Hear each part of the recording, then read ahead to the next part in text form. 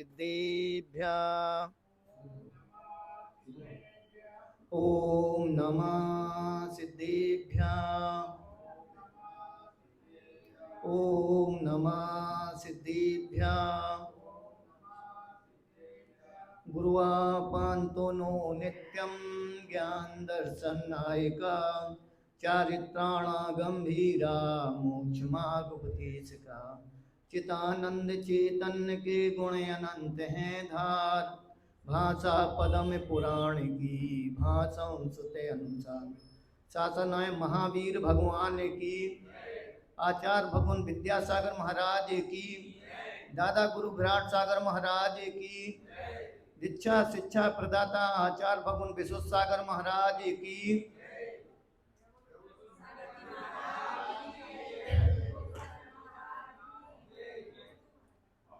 अपन देखें कि स्मृति ये अपना चल रहा है चतुर्मास, तो अपन एक किसान से भी सीख सकते हैं।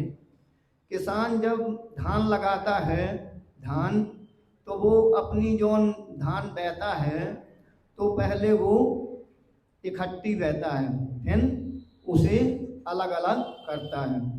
इसका अपन इसी प्रकार जब क्या है ना कि अपनी जब अच्छी अपन भावना करेंगे वो करेंगे तो अपना दिमाग अच्छा चलेगा। इसी प्रकार देखें कोई भी किसान है कुछ भी करेगा तो टमाटर का भी पेड़ लगाएगा तो जब एक जगह से उसे दूसरी जगह लगाएगा तो उसमें परिवर्तन आता है। इसी का अपना ये अपन स्मृति परिवर्तन का अर्थ अपन को समझना चाहिए। तो एक माँ थी, एक राजा के यहाँ एक दासी लगी हुई थी, तो बहुत राजा का अच्छा कार्यक्रम करती थी, सब राजा को जैसा भी सलाह देती थी तो वो लेती थी। और राजा के यहाँ पूरा काम, कोई भी काम है वो पहले जाके करती थी। तो राजा ने क्या किया कि राजा ने अपने जहाँ लेटता था तो वहाँ अपने उसको राख लिया कि भाई तुम बहुत योग हो, तुम अच्छे काम कर लेती हो, तो बहुत अच्छा है। तो राजा को लगा, तो राजा ने तुरंत अपनी जहाँ लेटता था वहाँ तो वो हरदम अच्छे बेला चमेली और सब अच्छे डल्लप की गद्दे और वो लगा के लेटाती थी हरदम राजा को। तो एक दिन उसने सोचा हरदम राजा लेटता है, इसमें लेटने में कि आदमी जब अपनी तपस्या करता है तो वो कैसे लेटता है, क्या करता है, ये चीज़ों से कहते नहीं भजन बना है कि भाई कि अपन धरती में लेटेंगे तो कुछ और है, तो भजन तो इसी प्रकार जब राजा तो वो प्रतिदिन सेज लगाती है, सेज जैसे ही लगाती है तो उसे लगता है कि एक दिन मैं भी तो इसमें लेट के देखूं, रोज राजा को आज देर से आना है तो मैं इस सेज में लेट जाऊं। तो इतनी अच्छी सेज थी तो वो लेटी रही, उसे नींद आ गई। जब नींद आ गई तो उसे लगा अरे नींद आई और राजा आया। राजा ने देखा ना देखा और अपने मंत्रियों से कहा अरे ये एक दासी होके मेरे पलंग में लेटी हुई है। तो उनने एक जैसे लट्ठी कहीं एक सोंटा रहता है तो उसे मंगाया। वो दासी लेटी हुई थी, उसे क्या पता था कि राजा इतनी जल्दी आ जाएंगे, मेरी नींद लग जाएगी। तो वो लेटी हुई थी तो राजा ने सोंटा मंगाया, जैसे घोड़े के लिए चाबुक रहती है, चाबुक ली और राजा ने एक दी, तड़ाक हुई, उसकी चमड़ी निकल गई। दूसरी चाबुक मारी तो वो एकदम हंसने लगी। अरे तो राजा ने सोचा ये क्या है, तीसरी मारी तो और हंसी वो। ऐसे ही राजा ने 3-4 चाबुक मारी तो उसे लगा कि अरे ये चाबुक मारने से हंसती क्यों है। तो राजा को बताया उसने कि देखो तो ये गद्दे और पल्ली में लेटने का क्या हाल है। राजा ने कहा कि तुम क्यों हंस रही हो, तुम क्यों हंस रही हो। तो उसने कहा कि मैंने आज 1 घंटे 2 घंटे के लिए लेटी तो मेरी तो इतनी चाबुकें लगी। अरे राजा ने सोचा कि अरे मैं तो इसमें हरदम लेटता हूँ। वो ऐसे ही प्रश्न करता रहा राजा। तो राजा ने कहा कि मैं तो इसमें प्रतिदिन लेटता हूँ, तो मेरा क्या होगा। तो उन्हें लगा कि भाई मैं, राजा ने जैसे ही देखा उसे तो वैराग उत्पन्न होने लगा कि अरे ये तो मैं जौन जे कार्य करता हूँ बहुत बेकार करता हूँ। एक एक ही कार्य करने से आदमी का क्या पता कितनी अपन तपस्या करते हैं।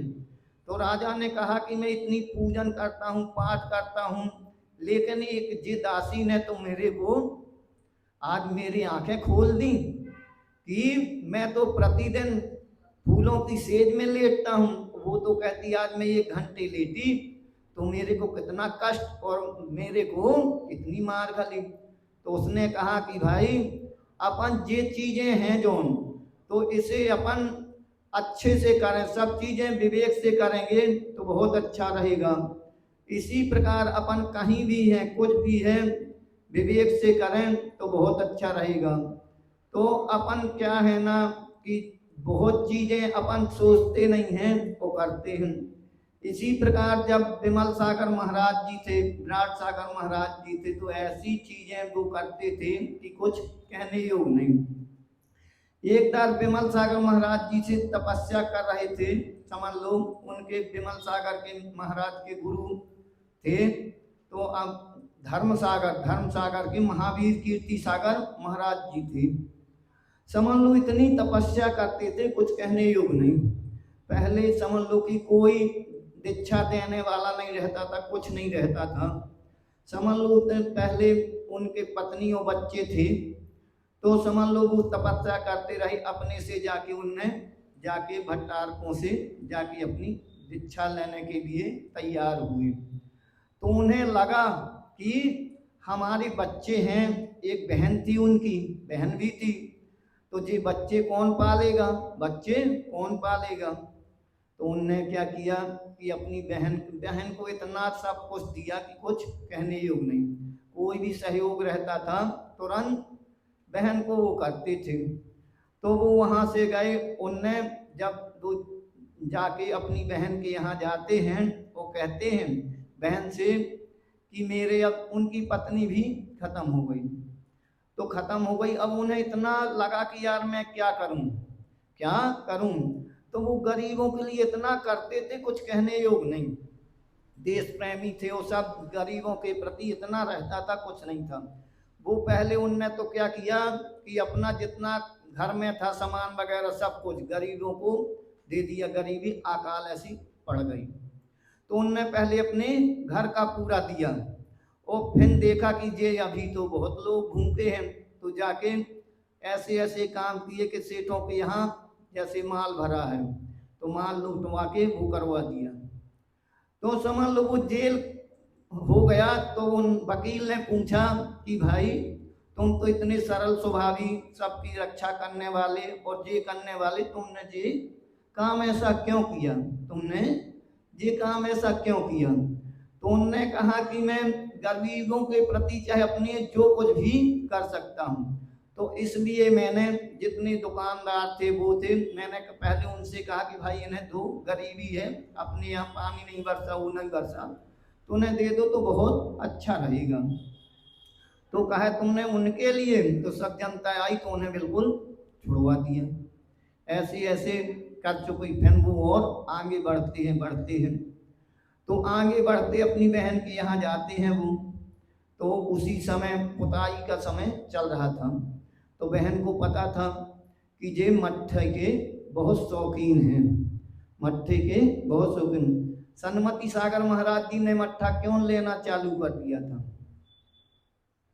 क्यों कर दिया था चालू कि एक श्रावक कहीं के बिहार करवा रहे थे, कलकत्ता के हों चाहे बम्बई के, तो ऐसी चर्चा करने लगी कि अरे गन्ना नहीं मिलता है ऐसा वैसा। तो उनने अपना गन्ना का पहली रस लेती थी, फिर गन्ना का भी रस त्याग कर दिया, फिर वो मट्ठा लेने लगी। तो इसी प्रकार उनकी बहन को पता चला कि अरे मट्ठा लेने लगी। तो अब यहाँ से उनकी जब विदाई वो होने लगी कि अब हमें तो दीक्षा लेना है। तो दीक्षा लेना तो वो जंगल के लिए गए, तो उनके बालक बुआ के यहाँ थे, वो रोने लगे। तो उनने कहा कि अरे तुम इन्हें जानते नहीं हो, ये तुम्हारे पिता जोन हैं, जब एक समय पुताई चलती थी तो ऐसे थे कि उनके पेट में एक सर्प पल रहा था।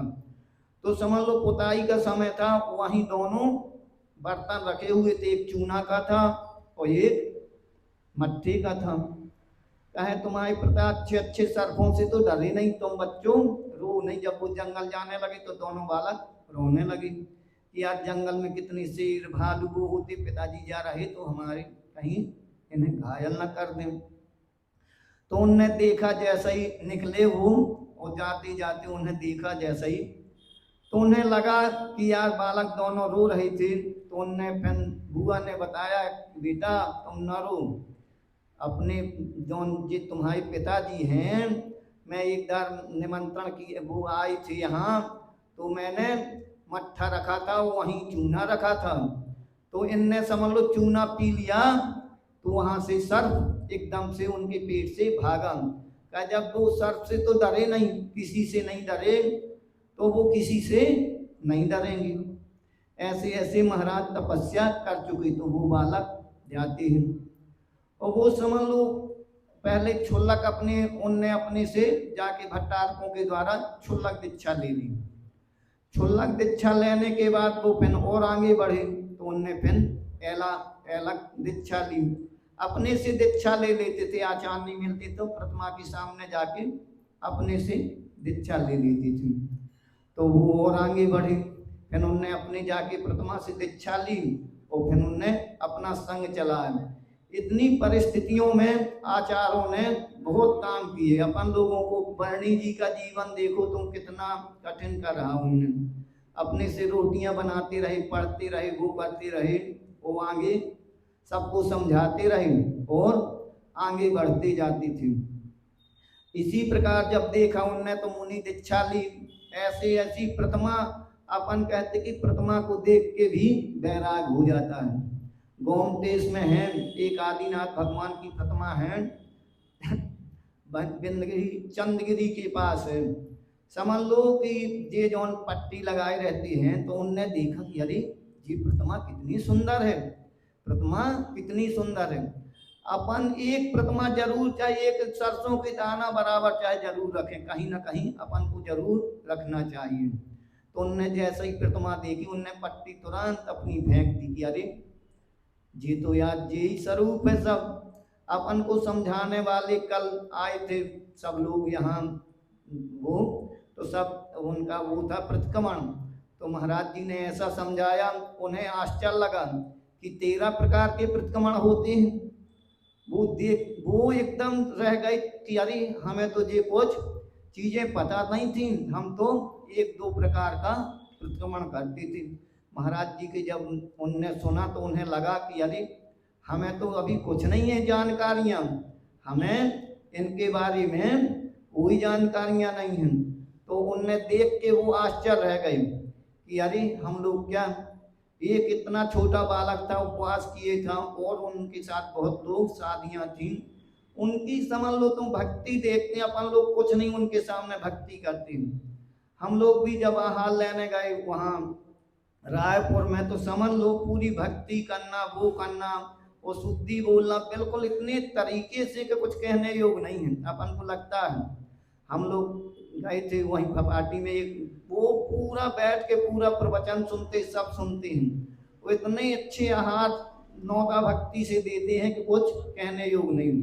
अभी यहाँ भी हम लोगों को आहार दिए, जब टंसू जी उनके यहाँ आहार हुए थे, तो उनने कहा हमने तो आहार दिए तो हमें लगा कि ऐसा बहुत अच्छा। तो अपन क्या है कि जैसे अपन को कोई भी चीज है, जैसे अपना कोलेस्ट्रॉल बढ़ता है, उनने देखा भक्ति तो वो एकदम उनने पट्टी फेंक दी। कल आए थे वो लोग तो कहें कि आप लोगों के आहार देखने से तो हमें बहुत अच्छा लगा। महाराज जी जन 13 प्रकार के प्रतिक्रमण का पूरा व्याख्यान किया, तो उन्हें बहुत इतना अच्छा लगा, कहें कि हम लोग अपने बालकों को भेजेंगे, ऐसा करेंगे, सब वो कह के गए। वो अपन जैसे एक बीजाक्षर है ठा ठा, जैसे अपन को कोलेस्ट्रॉल बढ़ जाता है, बहुत बीमारियां पेट की बढ़ जाती हैं, तो ठा बीजाक्षर का अपन ध्यान करेंगे। तो इससे बिल्कुल तुम्हारा ठा ठा ठा ऐसे करोगे तो तुम्हारा जितना भी तुम्हारे कोलेस्ट्रॉल होगा वो समाप्त हो जाएगा। वो कहते हैं कि अपन जैसे अपन मुंह से भर जैसे वो निकालते हैं ना, ऐसे ठा करेंगे तो अपनी कहते हैं, एक भैया अभी आए थे वो तो कहें कि आदमी को कोई भी रोग बाधा है और तुम कहीं अच्छे जोर जोर से इसको ठा को करो, ठा ठा ठा, ऐसे तो तुम्हारी जितनी पेट की बीमारियां होंगी सब दूर हो जाएंगी। वो अपन को जैसे बीमारी वो हो जाती है बवासीर की, वो भी तो जब अपन इसको पढ़ेंगे और इसका जब उच्चारण करेंगे ऊपर, कहते थे वो कि बच्चा दानी भी आदमी की जैसे बाहर आ जाए और वो जे ठा का उच्चारण करे ऐसे एकदम से वहां से जब खींचेंगे ऊपर को, तो समझ लो कि इतनी बीमारियां दूर हो जाती हैं। जब पूरा शरीर अपन ऐसे करके ठा ठा ठा ठा ठा ऐसे करेंगे तो पूरा जितना भी अपन का वो होगा पेट का पूरा खिंच के ऊपर आएगा। जितनी भी बाथरूम और लेटने की बीमारियां होंगी सब तुम्हारी दूर इसमें हो जाएंगी। जय बोलो महावीर भगवान की।